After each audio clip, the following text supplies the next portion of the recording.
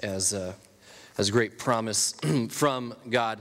I was going to make a comment, Carmel, but he's not standing in here, so, well, maybe that's the best time to make a comment. So we don't necessarily, can't hit everybody's birthday, but I was just notified that it's a certain board member's 50th birthday, and his name rhymes with Joel Newman. It is Joel Newman. I don't think it rhymes with so, but he's not in here, so we're just going to pretend like I never said anything, and then everybody's going to know. All right, moving on. Woo-hoo. He's going to be so happy with both of us, Carmel, isn't he? Great, thanks. Awesome. We want to continue with our series, or finish up our series on sweet dreams.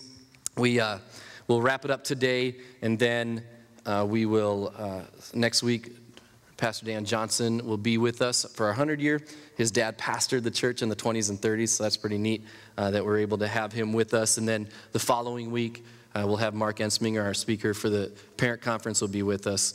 So that's what's happening in the next couple of weeks. But I want to wrap up our series today on sweet dreams. We've been walking through, talking about maybe what God has birthed in your heart, maybe challenging some of you to seek God and see if there's something that he wants to put in your heart, and kind of a big God challenge for you, and really seek after him and go after the God dream. And before we jump into kind of what I want to hunker down on today, I just want to quickly address 4 dream killers, things that might squash the dreams that God's placed on your heart, things that would hinder you from getting there, things that would stop you or really start to make you think like you're failing. And the first is negativity. Negativity just has such a power to it, just that attitude of negativity all the time. Proverbs 18:21 says the tongue is the power of life and death. And so whether it's your negativity or somebody else's, it can kill a dream. So be careful who you share your dream with. Joseph ran into a little bit of trouble, as we've talked about, when he shared his dream with people. And there was people that were opposing Nehemiah, having such a negative attitude there, and he had to kind of overcome that. And so don't be negative with somebody else's dream. We'll talk about that a little bit later today, actually. But even in your own heart, nobody likes a negative Nancy. Nobody likes a Debbie Downer. Have a great attitude. Walk with joy. Negativity is a dream killer. Self-doubt is another dream killer. You have to believe that you actually can do what God is asking you to do. You can't be, you can feel overwhelmed, but you have to keep moving forward and understand that God has called you to this. He's going to equip you to do it. Proverbs 23:7, for as he thinks in his heart, so is he. So your mind, if the enemy can control your mind, he can crush your dream. If he can get you thinking the wrong thoughts, he can completely derail you from chasing after God's dream in your life and what God's asking you to do. And so you just got to wake up and say, I can do this. Not because you're special, okay? Not because you're that talented, but because of the one who's calling you to it. He will equip you. He will empower you. He will lead you through it and guide you through it and give you the wisdom at the time. And so self-doubt is a dream killer. Number 3, fear. Fear is a dream killer. We cannot walk in fear. The Bible says we do not live by a spirit of fear, okay, but of power, love, and a sound mind. Isaiah 41:10 says, do not fear, I'm with you. Don't be dismayed, I'm your God. I will strengthen you, I'm going to help you. I will uphold you with my righteous right hand. And I think everybody knows this, but it's easier said than done, right? We cannot walk in fear. Sometimes you just have to take the risk. If you know that it's something that's burning on your heart, if you feel like God has called you to something, if you feel like you've prayed something through and God's given you an answer, you have to step forward with faith and not live in fear.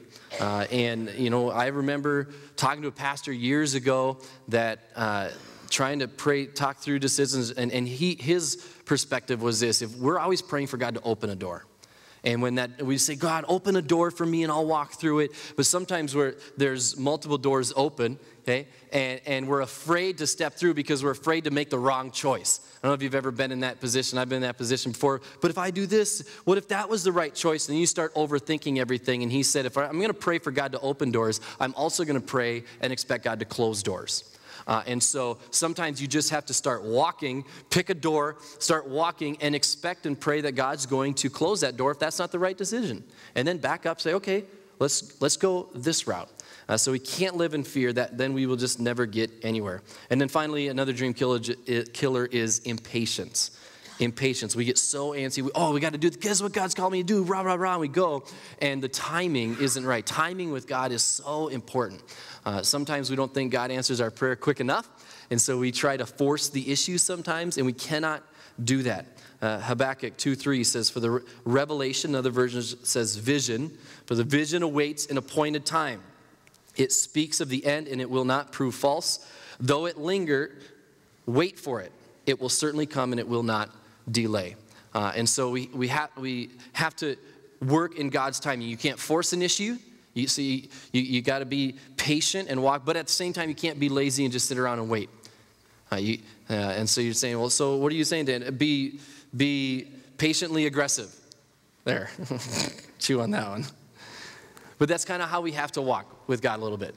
And we have to be aggressive and keep working, but then when we feel like something's not working, we pray through it and wait and wait and wait. But then while we're doing that, while we're in the waiting period, we do what we talked about last week. We do things with excellence and faithfulness. We keep doing what we're asked to do at the time until that next door opens up. So those are 4 dream killers. They don't necessarily apply to specifically what I'm talking about today, but I wanted to address those as far as just things that God's doing in your life. And today I want to just share a message with you that I've entitled, Tell Me Your Dream. Tell me your dream.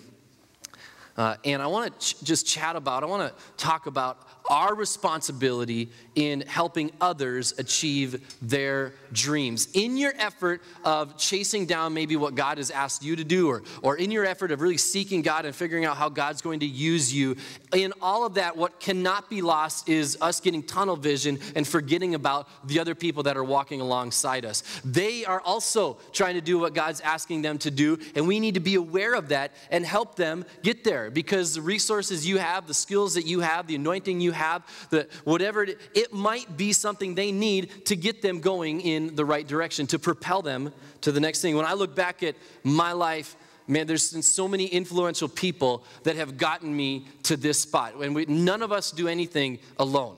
And we always need other people to help us along the way. And I haven't achieved this by myself, not in the least. I would be absolutely nowhere. And one of the men I was thinking about in preparing this message was my senior pastor when I was junior high, senior high, and actually when I was first hired, his name was Dan Rothwell.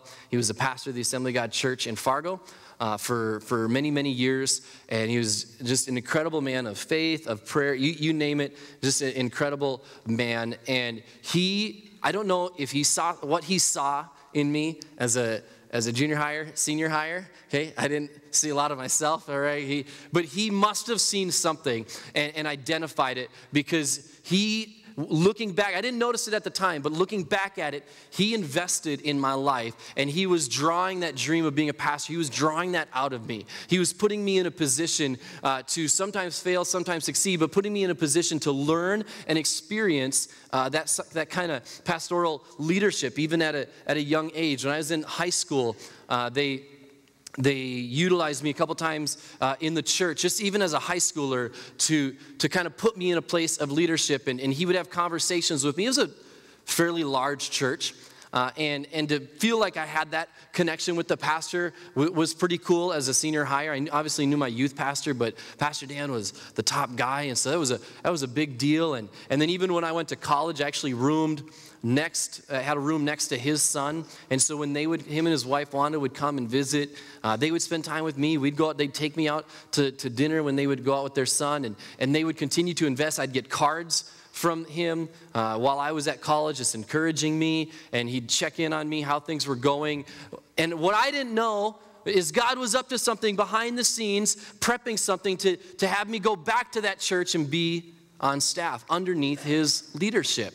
I didn't know that was happening, and maybe that was coincidence, or maybe God was behind the scenes because this man identified something and was calling that dream out and investing in that, and he was putting gas on that fire instead of squashing it. I remember sitting down with him, talking about my future. That was when there was and now I just forgot the name of the ministry, but there was this church-run ministry that we were running at the time that was helping kids get kind of some experience in the ministry, and I thought maybe this is what I should do, and Pastor Dan looked at me in the eye and said, no. Oh, okay. He said, you know what you want to do. Go to college, get your degree, and do it. Quit fiddling with this stuff. It's like, okay, you know. And I look at that, and then I go on staff with him, and I remember the very first Pastor's Appreciation Month when I was a children's pastor, a 20-year-old kids pastor, and I was doing a character that week in kids' church. And, you know, the kids pastors always got to leave their kids' church to come for pastor appreciation and everything, and anytime something's done in here with pastors, and so trying to time it. And I said, Pastor Dan, I'm doing a character. Is it okay if I just come down as that character? And he was like, you know, sure. So I come down. My character's name was Eugene, and he was a clumsy, really clumsy, nerdy character, and shorts hiked up, you know, to the armpits and everything, and I came riding down on my stick horse that I had. Oh man! And I'm running up the steps. The Fargo Church, the stage had all these steps to go up on the stage, and I purposely, you know, trip and fall, and my stick horse goes flying across the stage, you know, and all the other pastors are standing there, waiting. Church is laughing, and I see this look on his face of total regret in the decision that he had made. And that next morning, Monday, he said, next year, how about you just come down as you? Said, yes, sir. No problem, sir. I can do that. But I love that he took a chance on a 20-year-old kid who didn't know what he was doing. And he called that dream out. And we all have a responsibility, and it doesn't have to be with a kid, but our spouse, our neighbor, to call that dream out and say, let's take a risk. Let's go for it. How can I help you get to there? And if you have a Bible with you, open up to Genesis chapter 40. And we're going to go back to this story of Joseph again that we've talked about a couple times. Like we've talked about, there's so much to it and how he lived his life. And here in Genesis chapter 40, he had a dream a couple chapters ago that his family's going to bow down to him. And he tells his brothers, probably shouldn't have done that right away, but he did, and they beat him up and they sell him into slavery. So then he becomes a slave to a guy named Potiphar, and then he gets thrown in prison for doing absolutely nothing wrong. So it looks like things are spiraling out of control, and he's not getting any closer to his dream. And here he is in jail, Genesis chapter 40. It says, sometime later, the cupbearer and the baker of the king of Egypt offended their master, the king of Egypt. Pharaoh was angry with his two officials, the chief cupbearer and the chief baker. And he put them in custody in the house of the captain of the guard in the same prison where Joseph was confined. The captain of the guard assigned them to Joseph, and he attended them. After they had been in custody for some time, each of the two men, the cupbearer and the baker of the king of Egypt, who were being held in prison, they had a dream the same night. And each dream had a meaning of its own. So Joseph comes to them the next morning, and he sees that they're dejected. And so he asks Pharaoh, he asks their officials who were in the custody, and he said, why do you look so sad today? And they said, we both had dreams. First of all, if God's birthed something in your heart, it should not result in sadness, right? But these guys are sad because they couldn't figure it out. And all around us, there might be people who are trying to discover what God's doing in their heart and doing in their life. And we need to be attentive like Joseph, saying, hey, let's chat about this. How can I get that fire going so you understand and get a little bit closer? They said, there's no one to interpret these dreams. And Joseph said to them this, do not interpretations belong to God? Tell me your dreams. And they go on to share their dreams. One of them was great, one of them was bad, one of them got his job back, one of them got killed. And the rest is history. Joseph gets put into leadership as a result. But that phrase right there, tell me your dreams. What a powerful statement. Joseph could have just said, well, sorry. Not my responsibility. I'm in jail too. Oh, you want to talk about dreams? I had a dream once. Yeah, I had a dream my family was going to bow down to me. And here I am in jail for doing nothing wrong, thousands of miles away from my family. Who's supposed to be bowing down to me? You want to talk about dreams? Your dreams probably aren't going to come true because, man, I had dreams that I thought were from God, and I've gotten further from my dream. You just think of how that phrase, we had a dream and nobody can interpret it to us, how Joseph could have taken that, but instead he looks at him and says, share with me. What did God show you? What did God show you? He had to have been brought back to that moment when God had given him a dream. When those two guys said, we each had a dream, but we don't know what it means. He had to have been brought back to that moment. And he could have been frustrated and angry. He could have been lasered in on, I can't worry about your dreams. I'm trying to accomplish my own. But instead he says, hey, I've got the time. Share with me your dream. Tell me your dreams. And in the process of them sharing their dreams and how God works it out, all of a sudden God's dream for Joseph comes true and his family comes and bows down to him. And there's something about how God's system works that to accomplish your dreams and to see what you want to get done, get it accomplished and achieve that, there's something about how God works that says, hey, while you're achieving that, help others achieve their dream. There's power in assisting and empowering and equipping somebody else and seeing them succeed and being in the background, cheering them on, getting no credit. There's power in that, and God says, okay, who's next? Your dream now. But oftentimes we're so focused with ourselves. We need more people who are going to look at young people, look at their neighbor, look at their spouse, look at somebody and say, tell me your dream. Share with me what's on your heart. I don't know, anybody that has a daughter maybe has watched the movie Tangled. You guys know the movie Tangled? It's a great movie, actually. I like it. It's the story of Rapunzel, right? She lives in the tower and her mom won't let her go anywhere because she's got the magic hair. And the movie Tangled, she escapes because she wants to go see the floating lanterns that are in the sky every year on her birthday. Go figure, right? And she runs into Flynn Rider, and he's going to take her to see the lanterns. And then in the process, he takes her to the Snuggly Duckling Bar out in the middle of the forest. And they go in there. It's this beautiful young lady with the long flowing magic hair and this guy, and it's a big group of misfits, goofballs, weirdos, right? And they're gonna beat him up, and because there's some prize money for Flynn Rider, and in the midst of everything going on, she says, stop it, haven't you ever had a dream? And they're all looking at her like, what? And then, of course, the music starts because it's Disney, and and they start singing, I have a dream. And then we find out that this one dude has a dream of being a famous piano player, and this guy has a dream of falling in love. And then they go through this song where they all have these dreams. It's a great song, and she sings about her dreams of seeing the floating lanterns all over the place. And I just love her attitude because she doesn't care what these guys look like. She doesn't care about their past. She doesn't care about any trouble they've gotten into. She says, haven't you ever had a dream?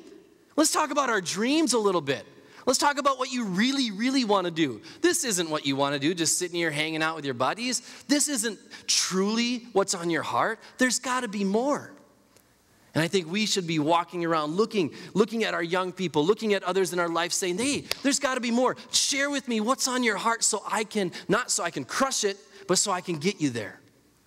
So that I can kind of push you a little bit and challenge you and inspire you and use my resources to help you get to where you want to be.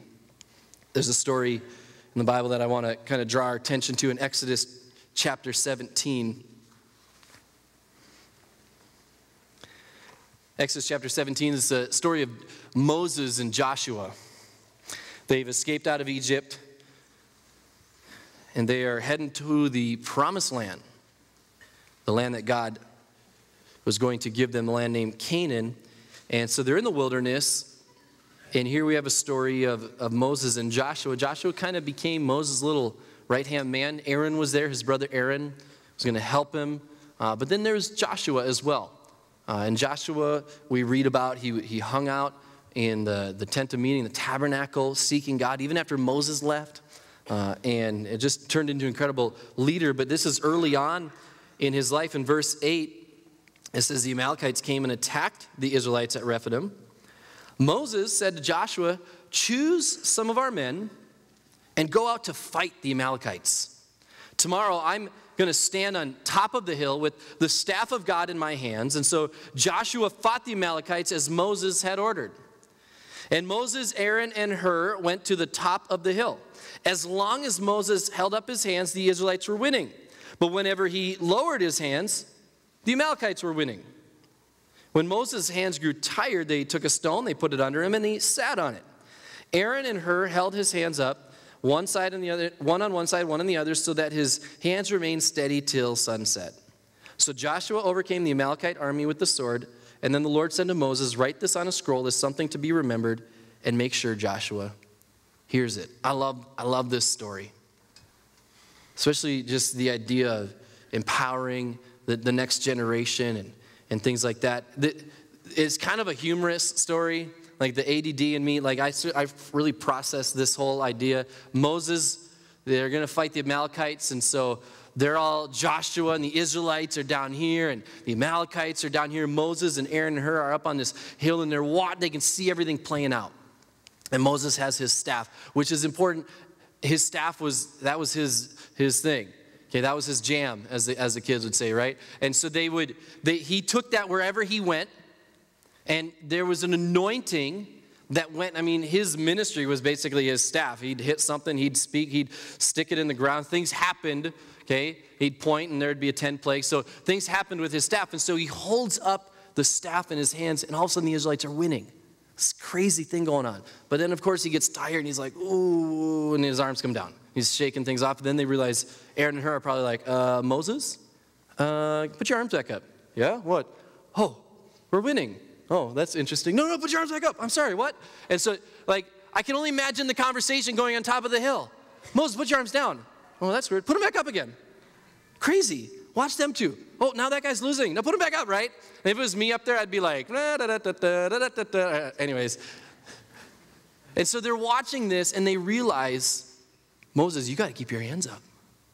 The only way we're going to win this battle is if you keep your arms up. And so here's what I love is there's so much assistance going on in this battle. Because what everybody down there on the field doesn't know what's happening is Aaron and Hur up here going, Moses, we got an issue. Your arms have to be in the air with that staff, and you're getting tired. Hur, grab that, you know? And so they get a stone, and then they prop them up, and then all day long, those two stand there with his arms up in the air. What a powerful scene.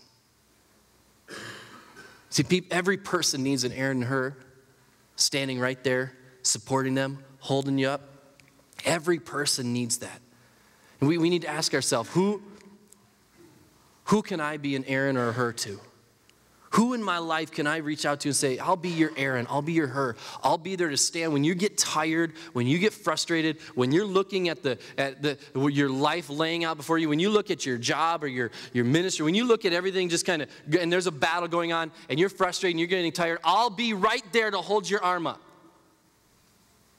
Everybody needs an Aaron. You need an Aaron and a Hur. But beyond that, I love this statement at the end when it says, so Joshua overcame the Amalekite army. Moses is the leader of the Israelites, but Joshua is the one credited with the victory here.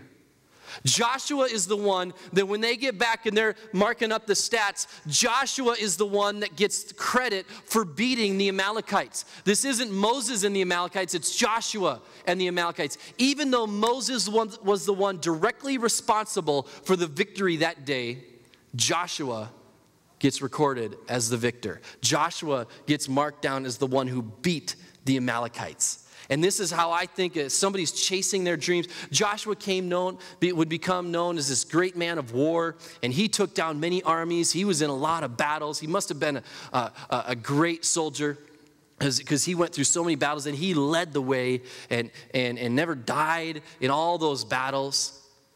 But this is early on in his career, the first major battle for him when he's young, still just looking at his whole life, not wondering what's going to happen. And Moses looks at him that day and says, tomorrow, you are going to go to battle.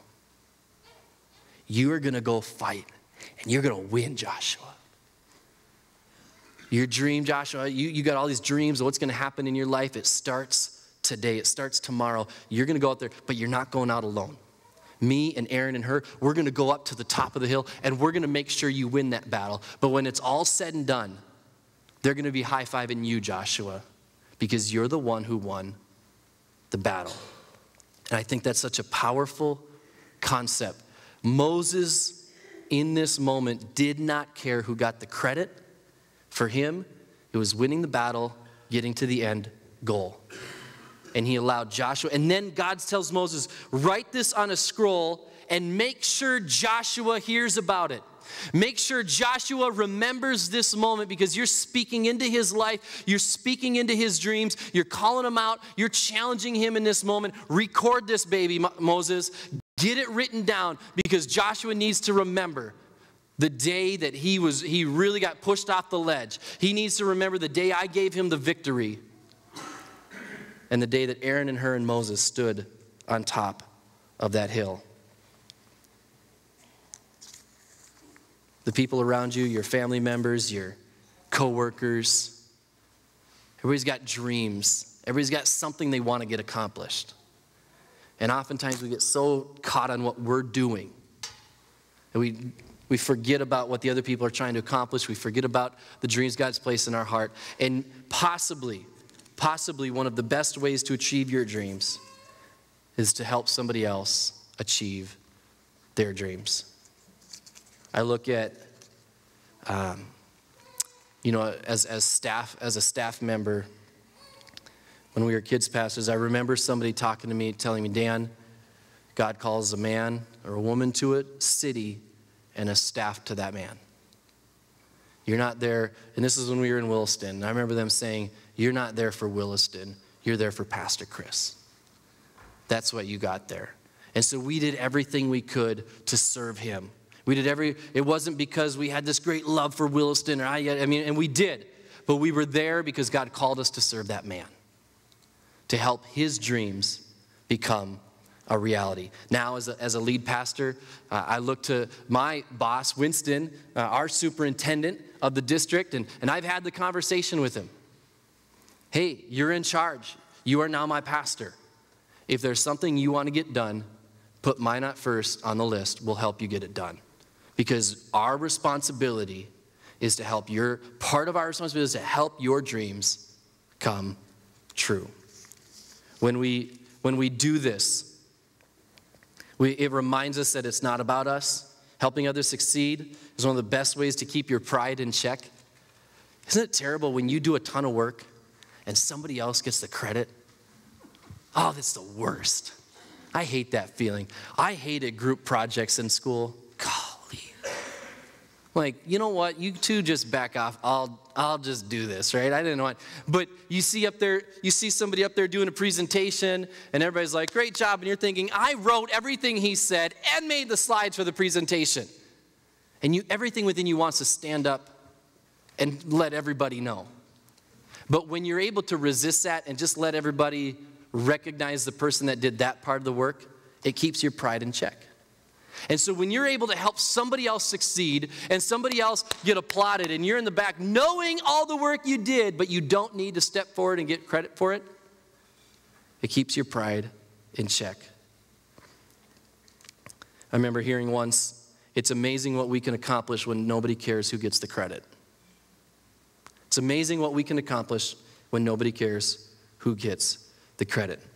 When we do this, it puts everything into perspective. It helps us remember that we're not the only one out there that has something that we're chasing down, has something that God is speaking to. God's speaking to all of us.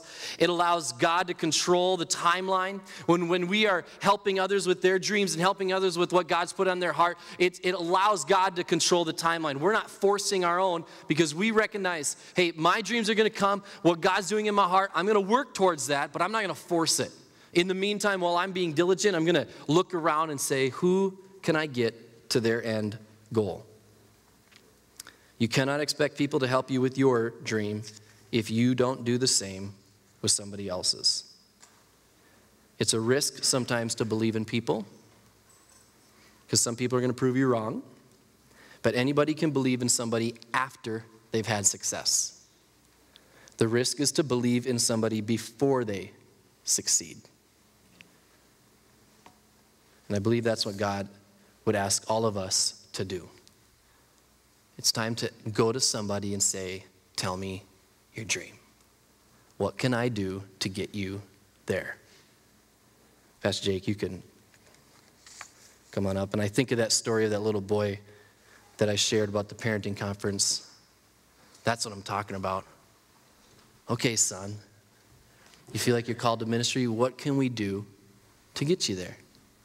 What can I do to make that happen?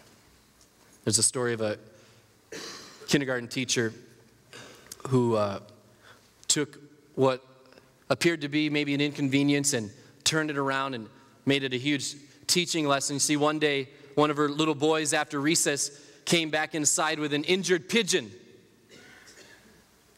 into the classroom, and after getting over the initial shock and trying to figure out what to do, instead of throwing the bird out, the teacher went and bought a cage and turned it into a class pet. Each and every day they would feed the bird, they'd talk to the bird, they'd wait until the bird would be fully healed and on the mend. And eventually that wing did heal. And one day the teacher said to the class, come on outside with me, class. I want to show you something that you're never going to forget. And so his little kindergartners followed their teacher outside as she walked with the cage and the pigeon inside of it. And they got outside a little further from the school, and the teacher opened up the cage as the class watched, and they waited for the bird to leave. The bird didn't go anywhere. So the bird got uncomfortable. And so the teacher kind of tilted the cage a little bit and started tapping on it and shook the cage a little. Tapped a little bit more, and the bird hopped. Bird hopped again to the edge of the cage and was looking around. And she kind of tapped it one more time and gave it a nice little shove. And the bird took off flying.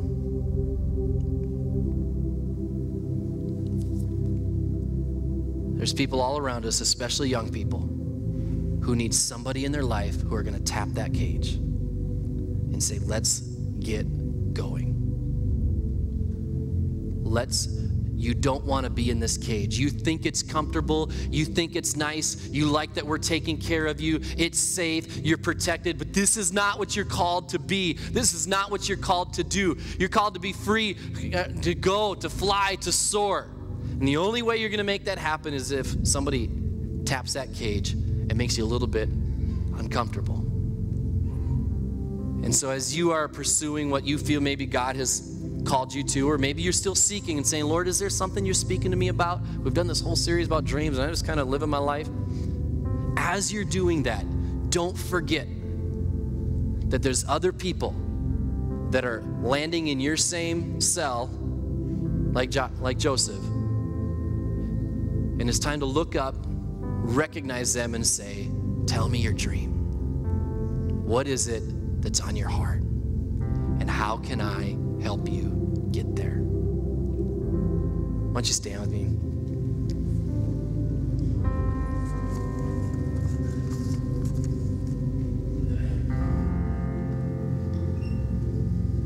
I think of the verse, do unto others as you would have them do to you. What a common verse we've used in the church for years. Talking about treating each other nice, right, as little kids. But I think about that verse in this situation. Do to others as you would have them do to you.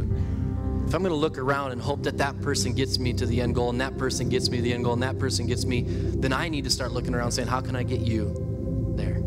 It would be my joy to get you out of the cage so that you're soaring. It would be my honor, my privilege. Father, this very week, I pray that you would put all of us in a situation where we can look at somebody in the eyes and say, tell me your dream. God, I pray that each and every one of us would carry just that attitude that Joseph has. That along the way, he probably recognized that things weren't getting any better, or maybe he thought you were going to work something out, but everywhere he went as he worked with his faithful excellence, he continued to keep his eyes aware of the people around him, recognizing that they were sad that day, recognizing there was something wrong, and then having the genuine care. Say, hey, share with me your dream. And then moving on to Pharaoh, and He shares with Pharaoh the dream and then takes charge and he accomplishes Pharaoh's dream. Lord, let us achieve other people's dreams. Let us help other people get there. I pray that it would be just an exciting fire inside of our heart that says, who can we get there next? Who can we tap out of the cage next? And before we know it, we'll look back at how far you've brought us and recognize full circle that really all along you were doing something in our life as well.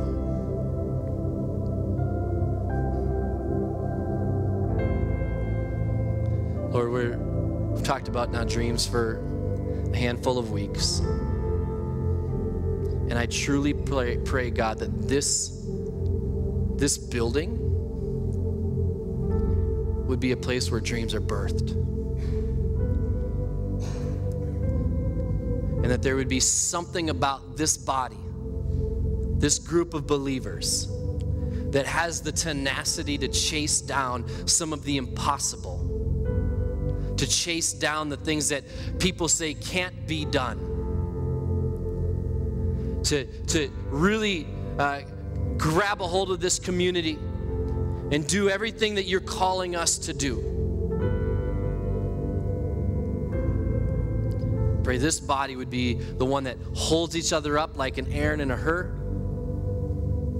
That we speak into our young people and when they share what's going on in their life, we don't tear it down. We don't say that you better think of something else. Nobody's ever done that. You're really going to need a lot of help if you're going to get that done. And we do all these things and tear it down. God, I pray that everything we speak into their life would build that dream, would throw gas on that fire and really get that thing cooking.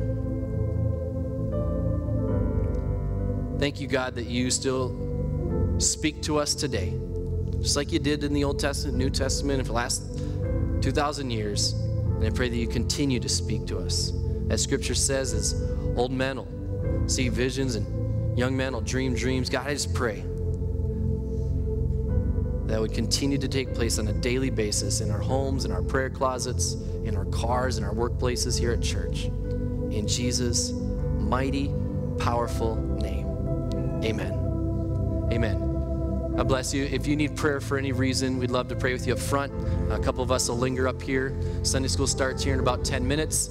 We love you. We look forward to seeing you Saturday afternoon for our 100-year celebration. Have a great week.